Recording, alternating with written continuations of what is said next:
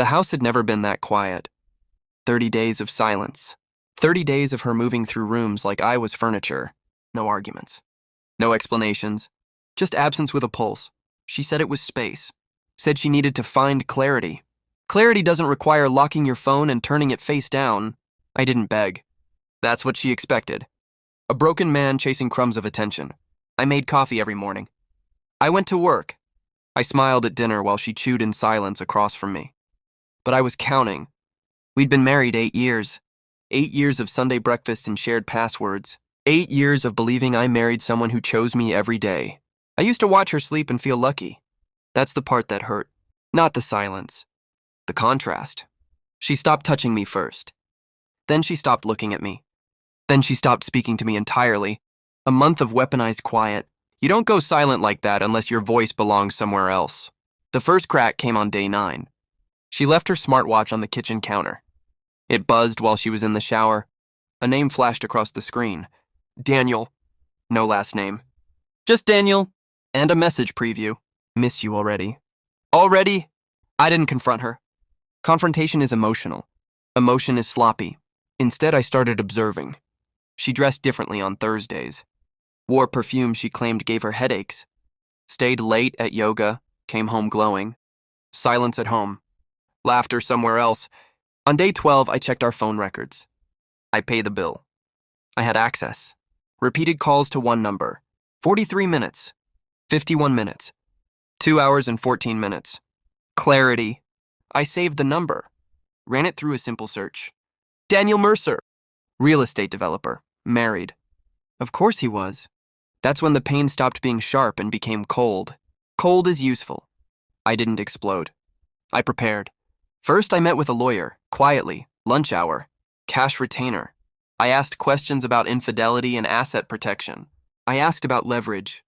Then I opened a separate account. Redirected my consulting income there.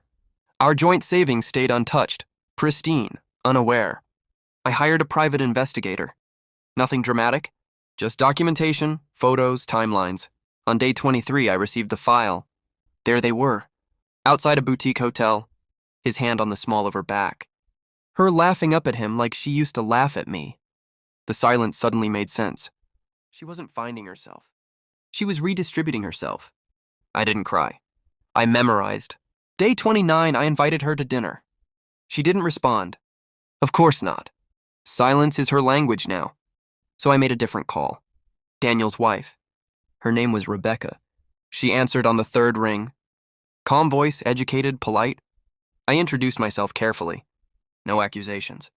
Just facts. I sent her 2 photos while we were on the phone. There was a pause. Then a slow inhale. I had a feeling, she said. Clarity spreads quickly when you give it light. We coordinated nothing malicious. Just timing. The next evening, day 30, my phone rang. I was in the living room. She was upstairs. Still not speaking to me. Her name flashed on my screen. Rebecca, I answered. Now, she said. Right on cue, I heard the front door open upstairs. My wife rushing down the steps. Her silence cracked before she even reached me. What did you do? She demanded. Her voice, after 30 days. It was almost poetic. I held up my phone. On speaker, Rebecca's voice was steady. Daniel won't be home tonight. My wife's face drained of color. The composure she'd worn like armor shattered in real time. You had no right, she started. No right? I stood slowly, calm, controlled. You forfeited that when you decided. I was optional. She tried to speak again. Words tangled now. Panic replacing superiority. The doorbell rang. Daniel stood outside, not confident. Not composed, desperate. He must have realized Rebecca knew. Must have come running to contain the damage. I opened the door. He looked at me, then at her. Calculation flickering behind his eyes. I think, I said quietly, we should all stop pretending. Rebecca arrived 5 minutes later. The living room felt smaller with all the truth in it. There were no screams, no thrown glasses, just exposure. Rebecca handed Daniel divorce papers, prepared, efficient. I handed my wife an envelope. Inside, printed bank statements showing the transferred funds. Copies of the investigator's photos. A formal notice from my attorney.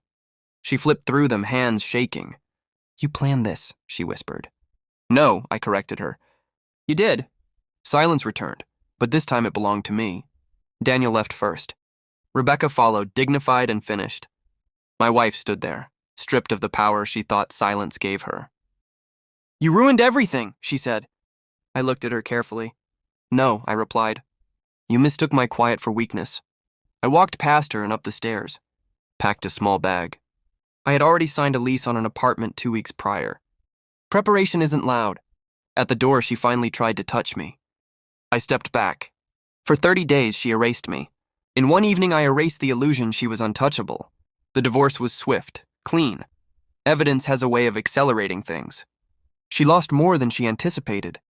Daniel lost everything he tried to juggle. As for me, I kept my assets, my dignity, my voice. Silence is powerful, but only when you control it. Her silence was manipulation. Mine was strategy. And when my phone rang, her silence didn't just disappear. It surrendered.